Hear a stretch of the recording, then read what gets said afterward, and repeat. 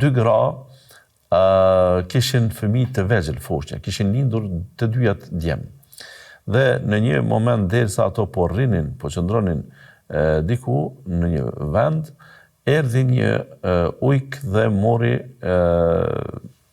njërin prej atyre dy foshnjave, të cilat foshnja nuk kishin mundësi të identifikohen dhe të njihin, nuk kishin të mëdha fëmijë të zhvilluar që të kuptojë se cili ishte ai.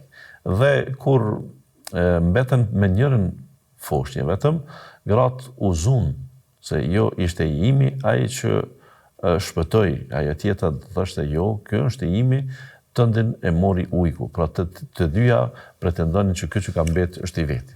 Qysh ta identifikojnë, nuk ka mundësi tjetër. Dhe shkojnë tek Daudi a.s. për gjykuar dhe Daudi a.s. gjykon, thotë kjo i takon kësaj më të madhës, më të vjetrës, sepse ndoshta ishte më oratore ose më argumentuese dhe Daudi a.s. gjykoi për këtë. Ato u ndan tepër të pakënaqura se në fakt ajo që e mori fëmijën e mbetur, fëmijën e gjallë, në fakt nuk e mori fëmijën e vetë, se asaj pikërisht ja kishte ngrënë ujku, ja kishte marrë ujku fëmijën. Dhe të pakënaqura kalojnë ka Sulejmani a.s. në pallatin e Davudit dhe kërkojnë edhe prej tij një mendim tjetër. Kur e kupton Sulejmani a.s. se çfarë po ndodh me to, tha jo, tha ne do të gjykojmë ndryshe. Ju dyja keni pas nga një djalë, po thanë, dyja ne kemi pas nga një djalë.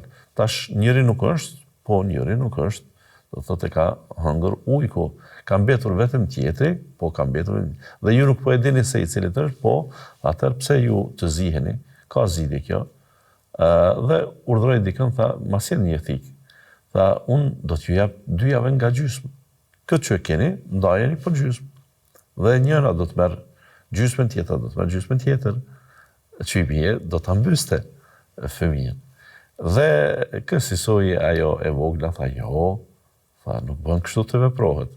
Tha fëmija është i kësaj duhet t'i takoj, pra ajo ishte vetë që u ankua, sepse dinte që fëmija është i veti, po kur e pa se do të ndodh edhe kjo, që për shkak se po zihen dhe me veti, do shkaktojnë mbytjen e fëmijës, atëherë u pajtua që më mirë fëmija të shkoj tek ajo, e kjo të mbetet pa të, vetëm që fëmija të mos masakrohet dhe të mbetet i gjallë.